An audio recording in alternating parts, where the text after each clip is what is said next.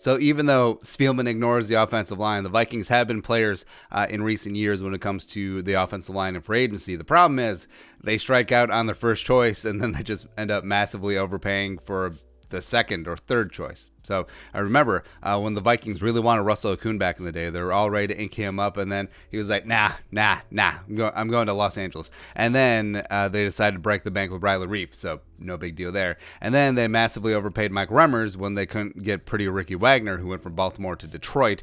And then, remember, they also massively overpaid Alex Boone when they couldn't land Kelechi Assembly. So we got that going on for us. But just one time, I want the Vikings to go all in on the guy that they really want and get him, and I don't care about the price, frankly. Because, A, I'm not paying it. Also, B, #cap is a myth. So this year, the target du jour, numero uno, is Washington right guard Brandon Scherff, the pride of Iowa.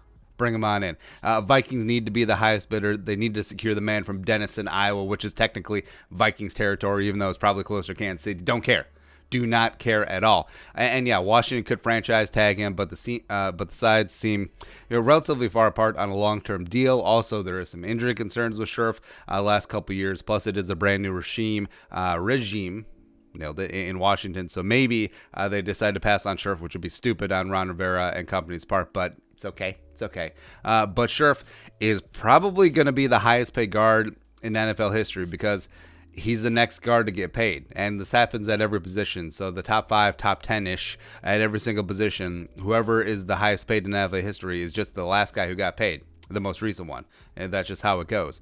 Brandon Scherff was the number 5 overall pick in 2015 out of the aforementioned Iowa, where he was the Outland Trophy winner and unanimous All-American in 2014, and he was actually the guy who replaced Riley Reef the year after Riley Reef was a first-round pick by the Detroit Lions in 2012. So, neat.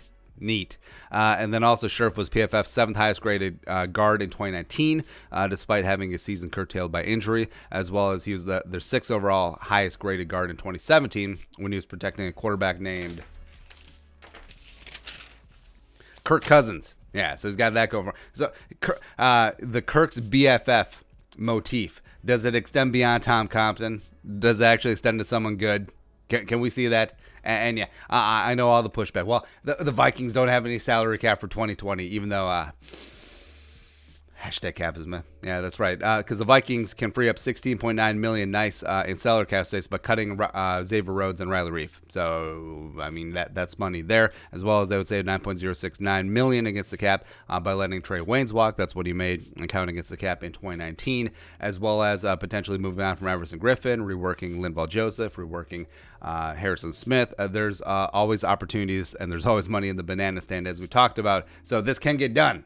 Even the Vikings a little bit snug up there against the cap. Also, here's the thing, too, that you can structure Brandon Scherff's deal for a smaller salary cap hit in the first year and then punt the rest for later years, especially when the salary cap is going to rise like a phoenix in 2021 with the new CBA, just like they did with Anthony Barr's new contract, just like they did with Adam Thielen's extension as well. So it can be done. So it's not really about numbers and dollars and cents and all that other crap. But I mean, he does have the aforementioned injury concerns for the past 2 years. His 2018 season ended with a torn pec.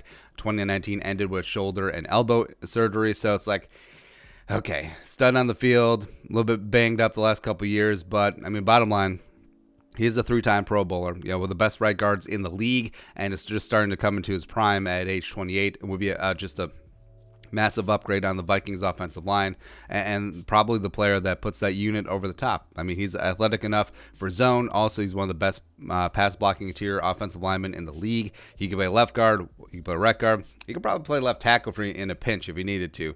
But either way, just bring him in, kick Josh Klein to left guard, keep Klein at right guard, put Scherff at left guard. Don't really care, and let's vamoo, and let's actually build up this offensive line, give Kirk Cousins a fighting chance, and just push all the chips in 2020, because they're all in anyway.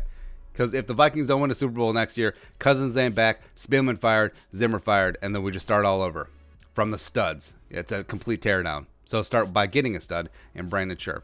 Are your thoughts? Vikings pursuing Brandon Scherff for agency? Let us know in the comment section below. Also, subscribe for daily Vikings takes. If you want to support the work, below some in the Venmo. Please give us a follow on social media as well. But until next time, Skull, production value.